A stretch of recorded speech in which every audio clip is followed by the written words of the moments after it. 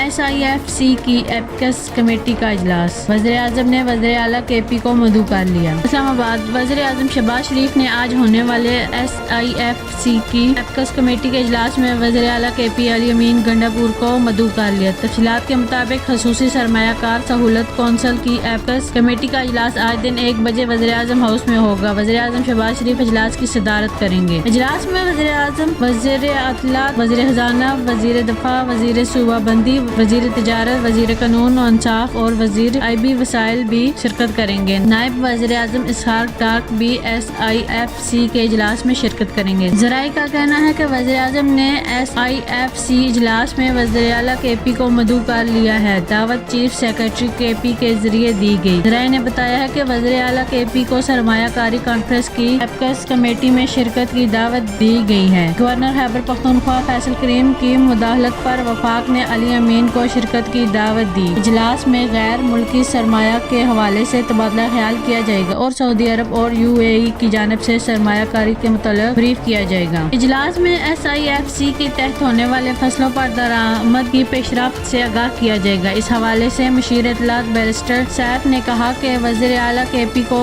SIFC اجلاس میں شرکت کی دعوت وصول ہوئی۔ وہ اجلاس میں شرکت کر کے صوبے کی نمائندگی کریں گے۔ خیبر پختونخوا میں سرمایہ کاری کے بہترین موقع ہیں۔ علی امین گنڈاپور صوبے میں سرمایہ کاری کے متعلق فورم کو آگاہ کریں گے۔ خیبر پختونخوا قدرتی وسائل سے مالا مال ہے۔ سرمایہ کاری کے فروغ سے نہ صرف صوبے بلکہ ملک کی تقدیر بدل سکتی ہے۔ خیال ہے کہ سرمایہ کاری کانفرنس ایپکس کمیٹی اجلاس میں وزیر اعلیٰ خیبر پختونخوا کو نظر انداز کیا گیا تھا۔ وزیر اعلیٰ KP کا بہترین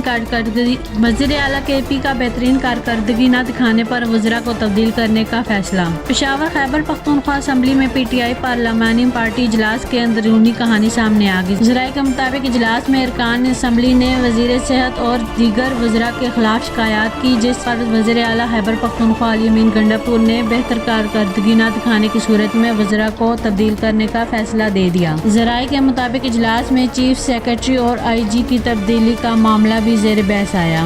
5 برسوں میں غربت کی شرح میں اضافہ ریکارڈ۔ اسلام آباد، پاکستان انسٹی ٹیوٹ آف ڈیولپمنٹ اکنامکس نے ملک میں غربت کی شرح کے حوالے سے اعداد و شمار جاری کر دیے۔ پاکستان انسٹی ٹیوٹ آف ڈیولپمنٹ اکنامکس کی رپورٹ کے مطابق 5 برسوں میں غربت کی شرح 38.6% سے بڑھ کر 39.5% تک پہنچ گئی۔ پاکستان انسٹی ٹیوٹ آف ڈیولپمنٹ اکنامکس کی رپورٹ کے مطابق بلوچستان میں 70%، خیبر پختونخوا میں 48%، سندھ 45%، پنجاب میں 30% لوگ غربت کا شکار ہیں۔ ملک بھر میں شہری علاقوں کی نسبت دیہی علاقوں میں غربت کی شرح زیادہ ریکارڈ کی گئی ہے۔ پاکستان انسٹی ٹیوٹ آف ڈیولپمنٹ اکنامکس کے مطابق دیہی علاقوں میں غربت کی شرح 51% تک ریکارڈ ہوئی، جبکہ شہری علاقوں میں غربت کی شرح 17% تک ریکارڈ ہوئی۔ پاکستان انسٹی ٹیوٹ آف ڈیولپمنٹ اکنامکس کے مطابق 26.5% لوگ رہن سہن سہولیات، 49.4% تعلیمی سہولیات، 24.1% لوگ صحت کے لیے سہولیات سے محروم ہیں۔ پاکستان انسٹی ٹیوٹ آف ڈیولپمنٹ اکنامکس کی ریسرچ رپورٹ کے مطابق پاکستان میں سب سے زیادہ غربت کی شرح صوبہ بلوچستان میں ریکارڈ کی گئی ہے۔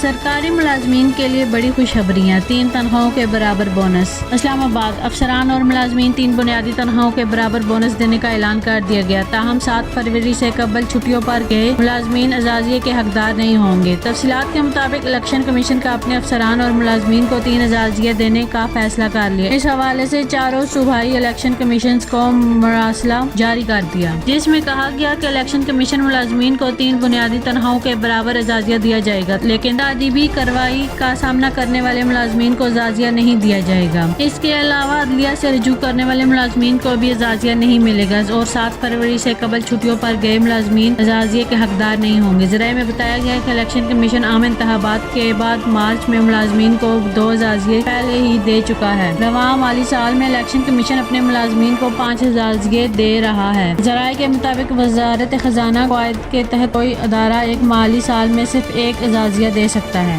NHA نے قومی شاہراہوں پر ٹول ٹیکسز میں اضافہ کر دیا۔ نوٹیفیکیشن کے مطابق قومی شاہراہوں پر کار کے ٹول ٹیکسز 30 سے بڑھا کر 40 روپے، ویگن کا 50 سے بڑھا کر 70 روپے، بسوں کا ٹول ٹیکس 100 سے بڑھا کر 130 روپے، جبکہ ٹرکوں کا 250 سے بڑھا کر 350 ₹650 کر دیا گیا ہے۔ NHA کی جانب سے جاری نوٹیفیکیشن میں بتایا گیا ہے کہ N55 کوہاٹ ٹنل پر کار کے لیے ٹیکس ₹100، ویگن کے لیے ₹320، ٹرک کے لیے ₹600، اسلام آباد تا پشاور موٹر وے پر کار کے لیے ٹول ٹیکس ₹350، 12 سیٹر ویگن کے لیے ₹550 کر دیا گیا ہے۔ نوٹیفیکیشن میں کہا گیا ہے کہ M1 موٹر وے پر بس کے لیے ٹول ٹیکس ₹1000، M3 لاہور تا عبدالحکیم موٹر وے پر کار کے لیے ₹500، ویگن کے لیے ₹750، M3 موٹر وے پر ٹرک کے لیے ٹول ٹیکس ₹2100 سے ₹2500 کر دیا گیا ہے۔ M4 پنڈی بھٹیاں فیصل آباد تا ملتان موٹر وے پر بھی ٹول ٹیکس میں اضافہ۔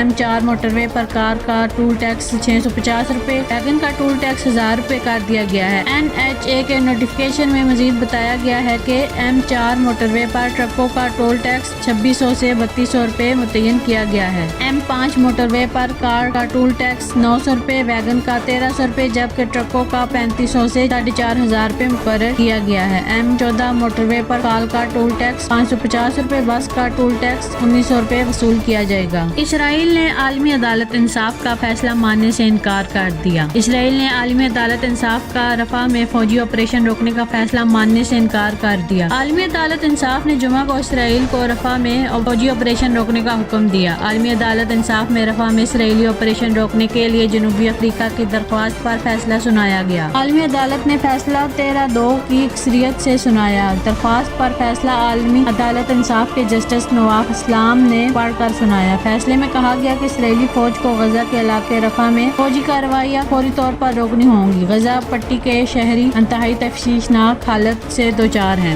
عدالت نے فیصلے میں یہ بھی کہا کہ اسرائیل فوری طور پر رفح کی بارڈر کراسنگ کو کھولے، تاہم اسرائیل نے عالمی عدالت انصاف کا فیصلہ ماننے سے انکار کر دیا۔ غیر ملکی میڈیا رپورٹس کے مطابق اسرائیل وزیر خزانہ کا کہنا ہے کہ جنگ بندی کے حکم پر کسی صورت عمل درآمد نہیں کیا جا سکتا۔ اسرائیلی وزیر خزانہ نے کہا کہ غزہ پٹی میں جنگ روکنے کا مطلب اسرائیل کو صفحہ ہستی سے مٹانا ہے، وقت حماس کے ساتھ کھڑا ہونے والوں کو بے نقاب کرے گا۔ رواں سال مونسون میں معمول سے 100% زیادہ بارش متوقع۔ محکمہ موسمیات کے مطابق رواں سال کراچی میں مونسون کی معمول سے 100% سے زیادہ بارشیں متوقع ہیں۔ کمشنر کراچی کے زیر صدارت مونسون کے پیش نظر متعلقہ اداروں کے اجلاس میں DG PDM A سلمان شاہ نے متعلقہ محکموں کو خبردار کیا ہے اور کہا ہے کہ رواں برس جولائی سے اگست تک 100% زیادہ بارشیں متوقع ہیں۔ کمشنر کراچی نے صورتحال کے پیش نظر KMC KDA اور دیگر اداروں کو کنٹیجنسی اور ایمرجنسی پلانز مرتب کرنے کی ہدایت کر دی۔ PDM ایک حکام نے شرکاء کو بتایا کہ کراچی میں کل 198 نشیبی علاقے ہیں، جس میں سے 29 حساس ہے۔ کمشنر کراچی نے شدید بارشوں کے پیش نظر اداروں کو ہنگامی پلان بنانے کی ہدایت کی۔ کہا کہ MC KDA TMCs اور دیگر ادارے ایمرجنسی پلان مرتب کر لیں، متعلقہ ادارے تیار نہ ہوئے تو بڑا نقصان ہو سکتا ہے۔ دوسری جانب ملک کے بیشتر حصوں میں گرمی کی شدت آج برقرار ہے۔ موئنجو دڑو پہلی بار 51 ڈگری پر کھول اٹھا۔ جیکب آباد میں درجہ حرارت نے نصف سینچری کر لی۔ روہڑی لاڑکانہ سکھر دادو میں 49 ڈگری سینٹی گریڈ ریکارڈ کیا گیا۔ حیدرآباد راجن پور اور سوئی میں 47، ملتان اور بھاولپور 46، جبکہ فیصل آباد میں پارہ 45 ڈگری تک چلا گیا۔ رواں ہفتے بیشتر میدانی علاقے شدید گرمی کی لپیٹ میں رہنے کی پیشنگوئی کی گئی ہے۔ کراچی میں آج درجہ حرارت 36 سے 38، لاہور میں 42 سے 44 اور ملتان میں زیادہ سے زیادہ درجہ حرارت 47 ڈگری سینٹی گریڈ ریکارڈ رہنے کا امکان ہے۔ محکمہ موسمیات کے مطابق بلائی خیبر پختونخوا، گلگت بلتستان اور کشمیر میں مطلع ابرآلود رہنے کا امکان۔ اس کے علاوہ تیز ہوائیں اور گرج چمک کے ساتھ چند مقامات پر بارش کا بھی امکان ہے۔ مزید اپ ڈیٹ کے لیے دیکھتے رہیے نیوز اسٹوڈیو 11۔